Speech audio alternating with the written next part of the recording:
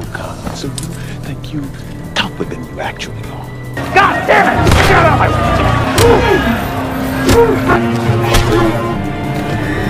Halo sahabat Bones, apa kabar semuanya? Hari ini saya akan menghibur kegabutan brutal kalian yang suka ngacak-ngacak caduk. Lalu kasbon ke warung teh Pak, ame bisa udut jarcok sabatang tapi ngutang. Alangkah baiknya kalian cari tempat kegoleran termadep anu ngunaheun bari kopdut teh gening. Oke sahabat Bones, tidak usah basa-basi seperti si dia, langsung saja kita lanjut ke filmnya.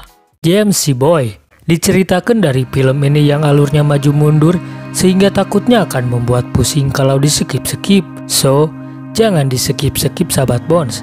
Berawal James Bird yang sedang ditahan sang petugas karena dia bikin onar di dalam bus.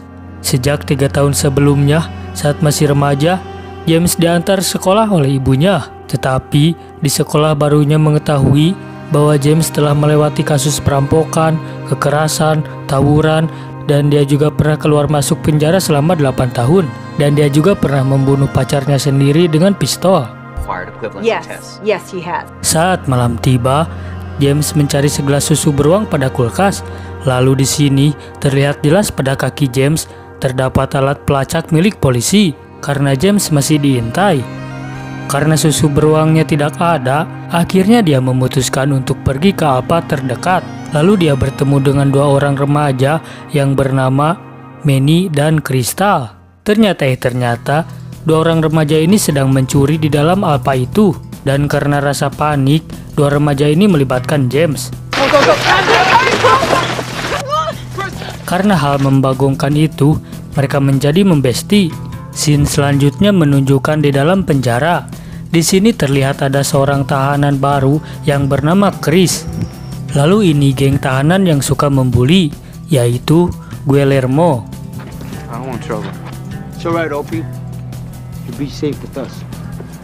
Mereka menghampiri Chris dan akan menjadikan Chris sebagai bahan bulian mereka. Karena James melihat hal itu, dia pun menghampirinya dan memberitahu agar dia tidak mengganggu bocah ini.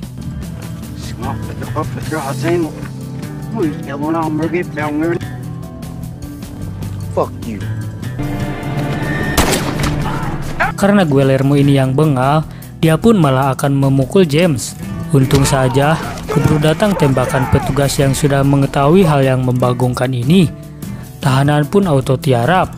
Di sini, kepala sipil yang bernama Paldon memberi peringatan pada James yang baru seminggu di sini sudah membuat keributan. That convict, because honestly I've lost count.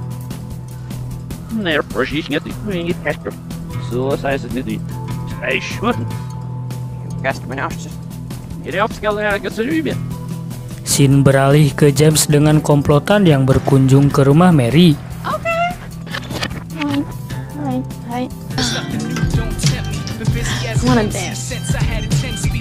Tetapi mereka malah melakukan hal koplok, yaitu mencuri perhiasan ibu Mary. Which one? Lalu saat mereka nongkrong santai, ternyata Crystal dan temannya itu bekerja pada seseorang yang bernama Rox sebagai pengantar narkoboy. You know, it's a shame you got that thing on your ankle. 'Cause Rock would love you. Kembali lagi ke James yang sudah dewasa. Saat dia sedang mandi di pagi hari, tiba-tiba komplotan Guillermo berencana untuk menusuk James. Tetapi James melawannya.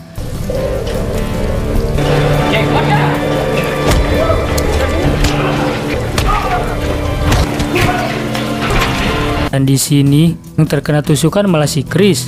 Karena kejadian itu, kepala sipil malah menuduh James dan memasukkan James ke dalam tahanan isolasi. Scene kembali ke James yang masih ngora.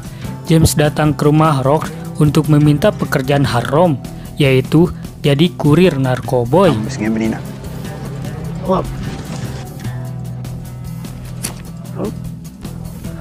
Lalu di sini Rox mengetes James dengan menodongkan senjata. Tetapi karena James terlihat santuy, Rox pun menerima James sebagai kurir narkoboy. Yeah, good.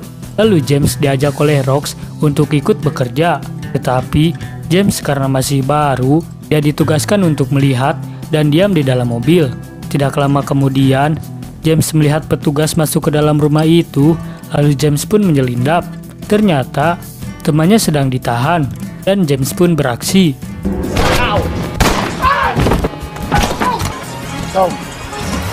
Karena Rox ditolong oleh James, dia pun memberi imbalan. Scene beralih ke James dewasa di dalam tahanan. Di sini saat James sedang santuy, dia melihat Kongret yang katanya sangat berbahaya karena telah membunuh banyak orang, termasuk polisi. Lalu di sini, James mencoba beberapa kali untuk berkomunikasi bersama Kongret agar dia bisa membesti.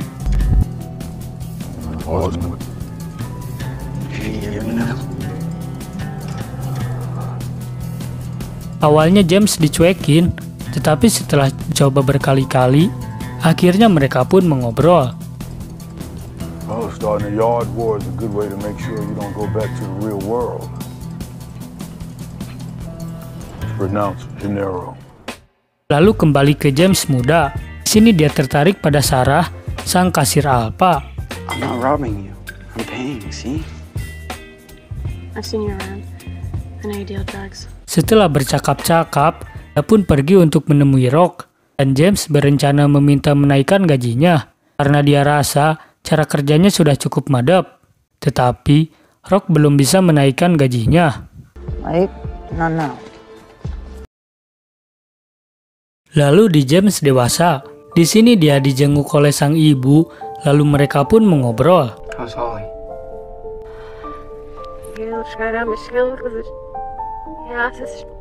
Things are gonna get better. We both got dealt shitty hands, boy, but...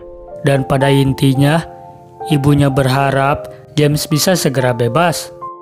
Lalu James mencoba jadi si cowok baik yang sedang mencurhatkan isi hatinya pada kertas. Lalu James memberikan isi curhatan dari kertas itu kepada Kongret, dan Kongret menyarankan untuk terus menulis curhatannya pada kertas. Don't matter about what. It don't even matter if it's good or not. You keep writing. Selang beberapa hari, Chris pun sudah pulih dari luka sang mantan yang menyakitkan. Lalu James berjanji akan menjaga Chris selama di sini. I promise. Lalu scene berganti. Dia ditugaskan untuk menagih hutang ke warung Teh Epa. Ke seorang mafia. They collect for rock.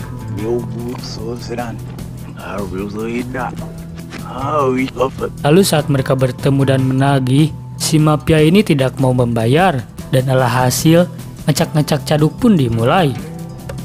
You wanna test us? Fine. Pick it up.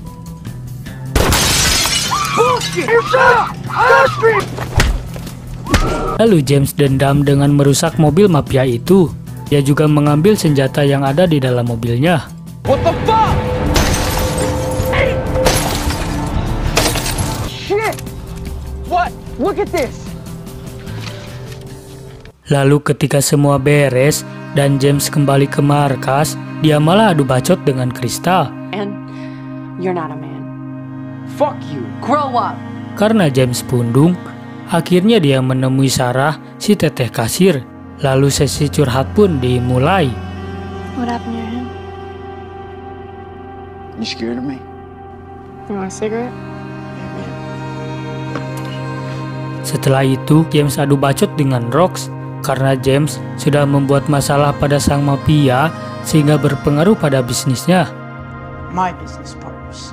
That's not how it is. Shut the fuck up! Not how it is. Stole a huge fucking bag of guns. Lalu selang beberapa hari, ternyata James mengungkapkan perasaan pada Sarah.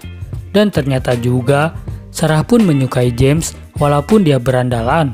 Saat mereka sudah resmi pacaran, di sini James berencana untuk tobat dari pekerjaannya, tetapi tidak semudah yang dibayangkan. Di sini Rox malah menawarkan untuk menjual senjata hasil curian James pada pelanggannya.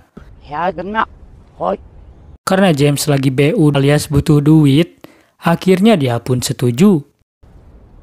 Alright, just tonight. Malam pun tiba dan COD senjata pun dimulai. Saat sang pembeli datang, ternyata dia tidak membawa uang dan alhasil malah kekacrutanlah yang didapatkan. Chill. Look, yo, chill. Look. You think I'm stupid, man? They good. I'm getting the money right now.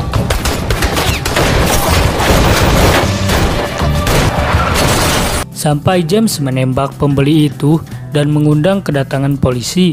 Untung saja James dan temannya bisa lari, tetapi karena James menggunakan mobil Rox sehingga kepemilikannya diketahui polisi. Akhirnya Rox dan Crystal yang dibekuk polisi saat berada di dalam markas. Lalu James menghampiri pacarnya dan mengajak pacarnya untuk pergi dari kota ini. Tetapi pacarnya menolak ajakan James sehingga James pun galau. I can't just leave. Dan tidak lama kemudian, James diciduk oleh polisi. Dan inilah kenapa James bisa berada di penjara. Scene berganti pada James di dalam tahanan. Di sini dia dihampiri oleh Guillermo yang memancing keributan. Tetapi, untung saja James masih bisa menahan amarahnya dan tetap santuy. Tetapi di sisi lain, Chris mendapatkan tambahan hukuman penjara karena kasus keributan waktu itu. James pun di sini merasa tidak adanya keadilan.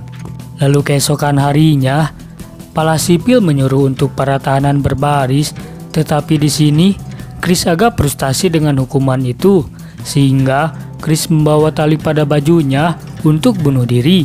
Saat James melihat perbuatan Chris, dia pun langsung mencegah dengan lari sekencang mungkin. Tetapi di sini petugas koplok malah mencegah James. Don't come any closer.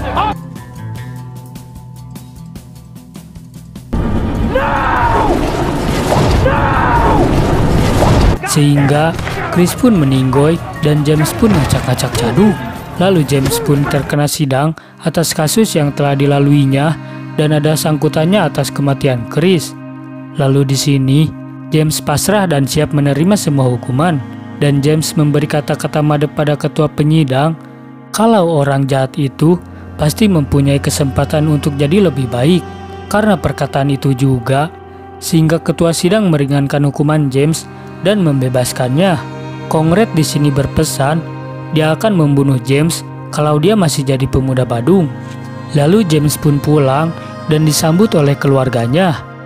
Dan beberapa hari kemudian, ternyata Sarah sudah memberikan beberapa barang kepada James dan di sini James mencoba mengembalikannya pada Sarah. Tetapi saat dia sampai, ternyata rumah Sarah sudah pindah dan tokonya pun sudah lama tutup. Lalu James mencari info pada sang tetangga dan pada akhirnya mereka bertemu kembali. Di sini Sarah senang dengan kedatangan James, tetapi di sisi lain Sarah sudah bertunangan bersama cowok yang lebih baik dari James dan James pun menggalau dan amat.